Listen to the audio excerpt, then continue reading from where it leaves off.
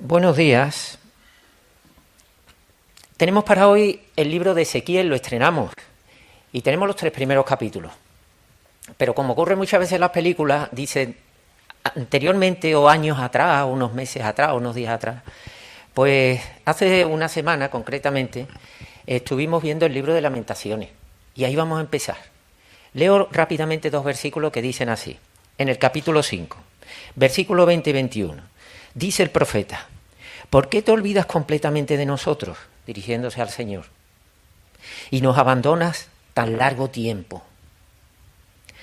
Vuélvenos, oh Jehová, a ti, y nos volveremos. Renueva nuestros días como al principio.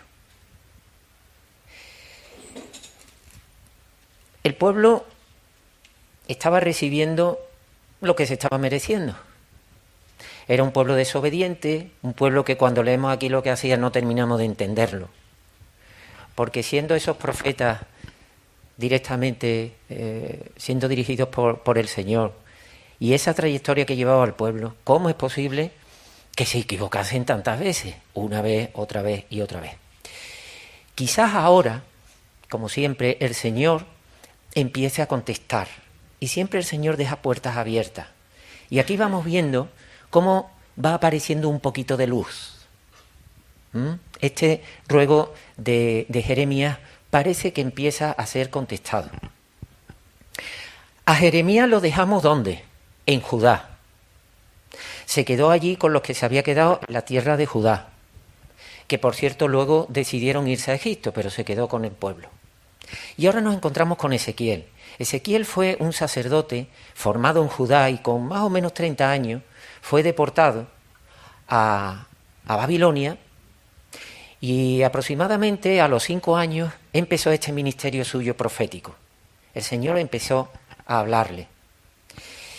Y bueno, pues quizás durante un breve periodo de tiempo Jeremías y Ezequiel coincidieron en Judá. Pero no podemos olvidarnos que ahora Ezequiel se encuentra en el exilio. ¿Vale? Por situarnos, siempre es bueno dar un repaso del contexto.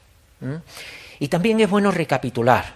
Todos sabemos que después de Salomón, el reino, todo ese reino que estaba unificado se dividió, el reino del norte y el reino del sur, eso lo sabemos ya. Muchas veces se ha comentado, pero es necesario recordarlo para entender lo que viene a continuación. Ese reino del norte resulta que fue invadido por Asiria y después fue invadido por Babilonia. Y Babilonia diciendo, bueno, ya que estamos aquí, vamos al reino del sur. Y le metemos mano también al reino de Judá, como así fue. Babilonia entró en Jerusalén y ocurrió todo lo que sabemos ya. En definitiva, que después de unos 800 largos años de haber sido rescatado de Egipto, después de haber subido de Egipto, como ha leído nuestra hermana Alida en ese Salmo 81, pues resulta que ese pueblo que había llegado a la tierra prometida, los del norte habían sido invadidos por Asiria en un principio y había habido ahí un exilio, una deportación brutal. Se habían mezclado con las naciones. No estaba ya ese pueblo ahí. ¿Y ahora qué ha ocurrido con Judá?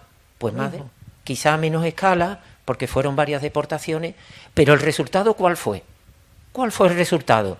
Pues que el propósito que tenía Dios para esa extensión de terreno, esa tierra prometida, pues resulta que el pueblo no estaba, estaban fuera y con muchísimos problemas. Quizás ahora empiece a enmendarse todo esto. Había que comenzar de nuevo. Y en este libro ya vamos viendo un poco de luz sobre todo esto. Hay un aspecto en el que me quisiera detener, pero antes unas cuestiones. Primero, ¿quién es el destinatario de este libro? ¿Quién es el destinatario?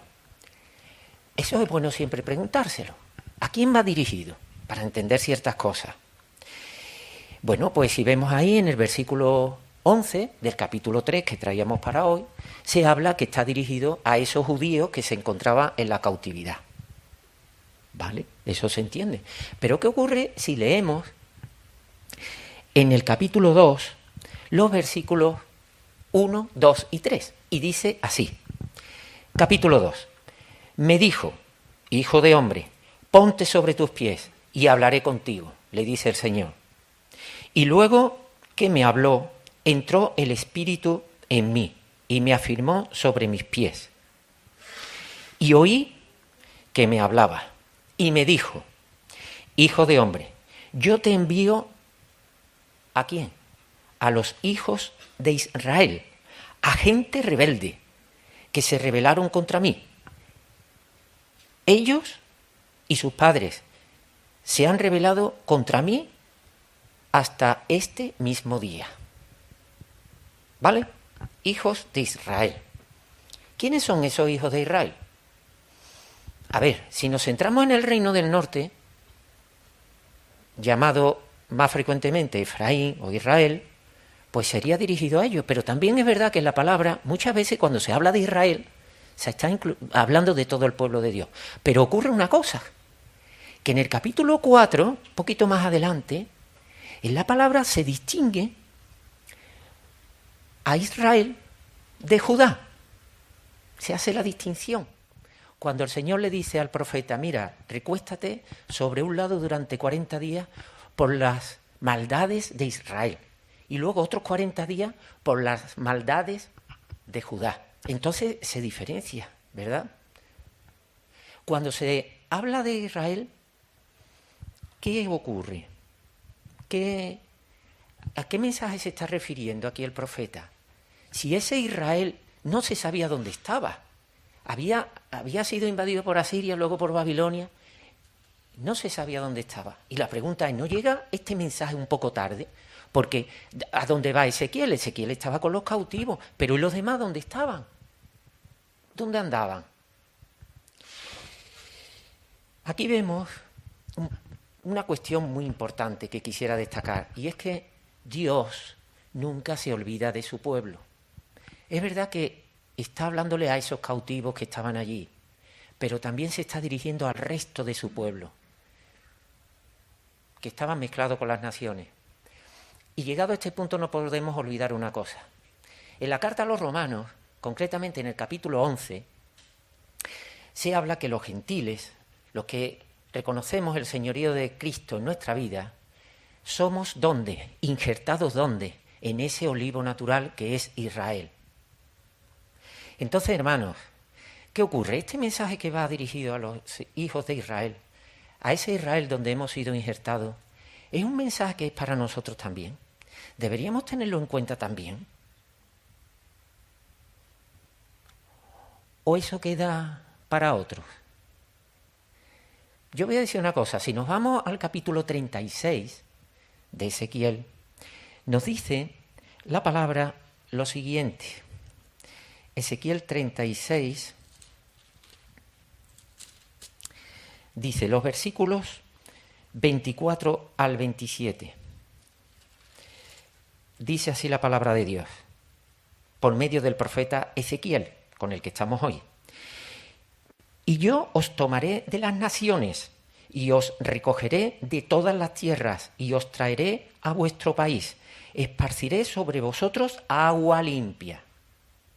Y seréis limpiados de todas vuestras inmundicias, y de todos vuestros ídolos os limpiaré. Os daré un corazón nuevo, y pondré espíritu nuevo dentro de vosotros. Y quitaré de vuestra carne el corazón de piedra, y os daré un corazón de carne. ¿Esto no suena? ¿No suena esto? ¿No suena ese bautismo por agua? ¿No suena ese volver a nacer? ¿Nos suena ese espíritu que nos guiará? Pues esto se estaba diciendo 600 años, 500 y pico años antes del nacimiento de Jesucristo. Y esto nosotros lo estamos viviendo. Todo esto me resulta familiar. Hermanos, todo lo que se va diciendo en la palabra de Dios nos afecta, con un primer cumplimiento, como estamos viviendo ahora, y con un cumplimiento brutal, enorme, que está por venir y es el que esperamos con, a veces, ansiedad. Vamos con los contenidos y me quería centrar en una cuestión, como he dicho antes, pero antes decir, a modo de resumen, En el capítulo 1 se narra esa visión de Ezequiel. Y esta visión viene a coincidir en el tiempo con la destrucción o muy cercana destrucción del templo en Judá. Ezequiel ve la gloria de Dios y leyendo estos pasajes, digo, parece como que el Señor ha abandonado ese templo y se va con su pueblo o parte de su pueblo, los judíos que estaban en Babilonia, como diciéndole, yo sigo con ustedes, mi presencia está con ustedes. Cuando Dios llama a sus líderes, lo hace de forma muy evidente. Y aquí nos cuenta Ezequiel cómo le llama a Dios. Yo de verdad, cada vez que veo esto, digo, si a mí el Señor me llamara de esta manera, esto sería algo... Es muy evidente, pero ya lo hemos visto en la palabra en otros momentos. ¿Qué hizo con Moisés? Ahí en el libro de Éxodo, en 3 y 4, pues le hablaba desde una zarza ardiendo.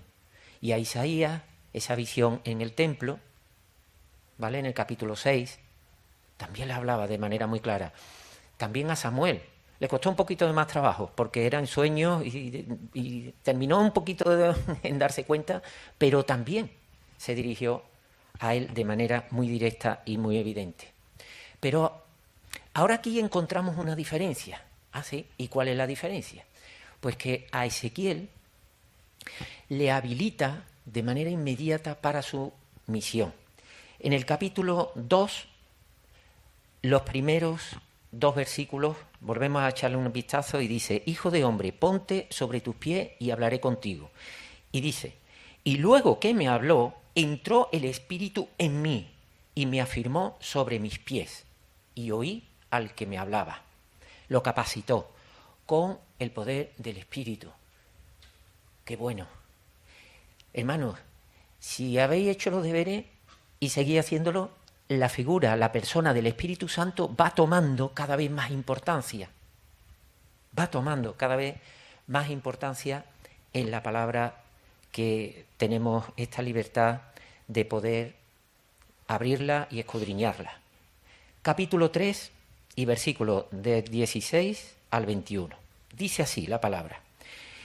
Y aconteció que al cabo de los 7 días vino a mí palabra de Jehová. El Señor le había dicho, mira Ezequiel, vete al lado de tu paisano, por así decirlo, y quédate allí. Y esperó 7 días. Vino palabra de Jehová. Hijo de hombre, yo te he puesto por atalaya a la casa de Israel. Atalaya, como altavoz a la casa de Israel. Oirás pues tú la palabra de mi boca y los amonestará de mi parte. Cuando yo dijere al impío, de cierto morirás, y tú no le amonestares ni le hablares para que el impío sea apercibido de su mal camino, a fin de que viva, el impío morirá por su maldad, pero su sangre demandaré de tu mano.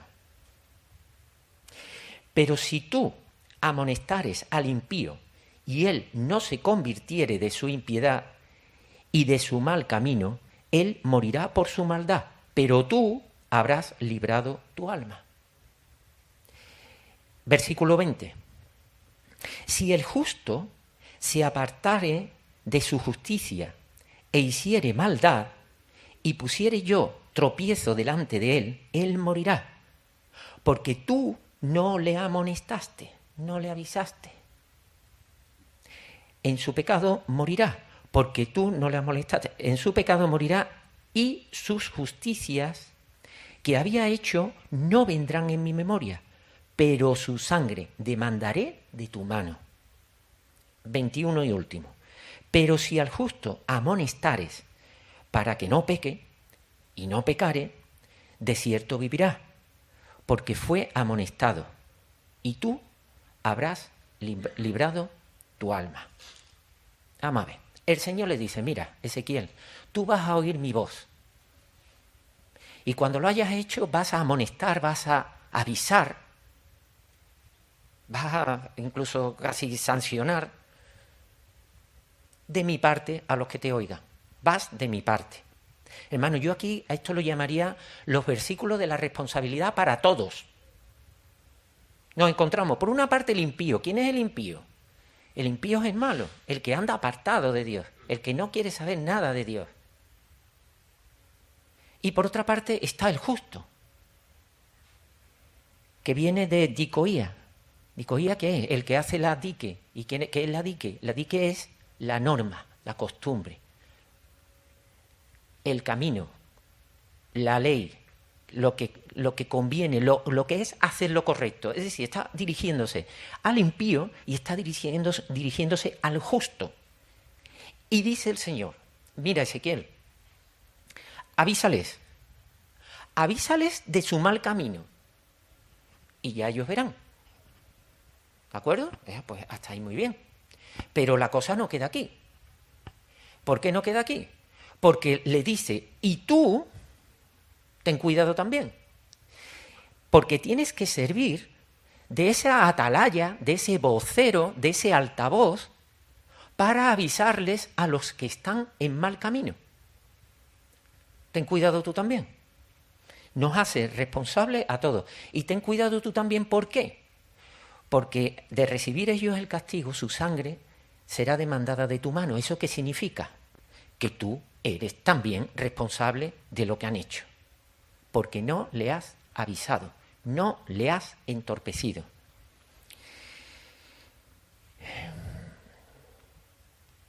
¿Recordáis lo que pasaba con Jeremías? En Jeremías dedicamos aquí un día a un pensamiento y era el siguiente, os lo recuerdo. Aquellas personas que volvían a su Egipto particular, a esas personas le decía el Señor, voy a volver mi rostro, te voy a dar la espalda. Pero además, las oraciones intercesoras para que tú, ese camino, sea corregido, no las voy a oír. Porque tú has decidido volver a tus cosas. Y ahí se quedaba el mensaje. Pero ahora se amplía.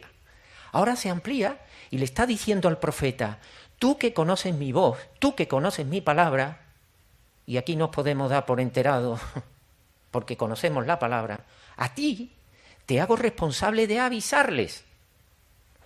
El pecador recibirá lo que se merece, pero tú tienes la responsabilidad de avisarles. Hermano, yo aquí veo también una cuestión importante, y que el Señor me perdone si no acierto, y es un cambio de responsabilidad. Hasta ahora, la responsabilidad, digamos, que venía a caer sobre todo el pueblo, pero ahora el Señor dice, cuidado que esto es una cuestión individual, el pecador morirá por su pecado, por su maldad. Esto nos lo dice también en el capítulo 18. Es una responsabilidad individual. ¿Pero qué significa que el Señor demandará la sangre de tu mano? ¿Qué significa eso? ¿Que el Señor te va a castigar porque no le has avisado a alguien? No lo creo, hermanos, pero pasa lo siguiente. Al igual que capacitó el Señor a Ezequiel con el Espíritu, como hemos leído, también nos capacita a nosotros con el Espíritu por los méritos de Cristo. Si tú estás viendo que alguien está en el mal camino, tu obligación es avisarle y no hacer, como decimos, la vista gorda.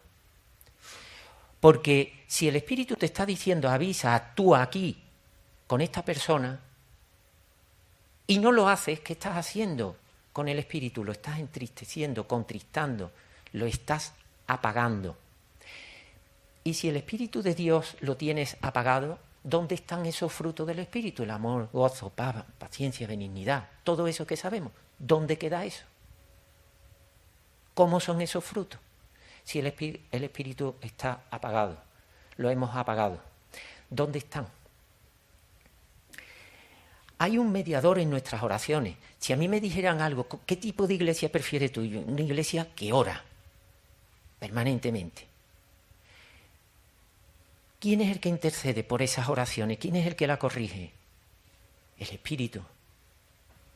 Hermano, si ese Espíritu está apagado, si está contristado, ¿será posible también que nuestras oraciones dejen de ser atendidas por el Señor. Hermanos, nos podemos encontrar con situaciones dentro de la Iglesia, de hermanos en la fe, o incluso en nuestras propias familias, tu marido, tu esposa, tus hijos, que ya se han entregado al Señor. Si están en mal camino, hay que ir a por Él, avisarlo, es nuestra responsabilidad. Es nuestra responsabilidad, ¿vale? No podemos olvidarlo, porque cada uno dará cuenta de sí, eso está claro, pero dará cuenta de sí de lo que ha hecho y de lo que no ha hecho. Ahí está el pecado por omisión, que ya saldrá más adelante. Un tema también importante. Muy básico ya lo que nos queda y muy rápido, decir que en este libro ya desde el comienzo se ve una intención de como volver a empezar. El pueblo se encontraba fuera de esa tierra prometida, habría que volver, de alguna manera.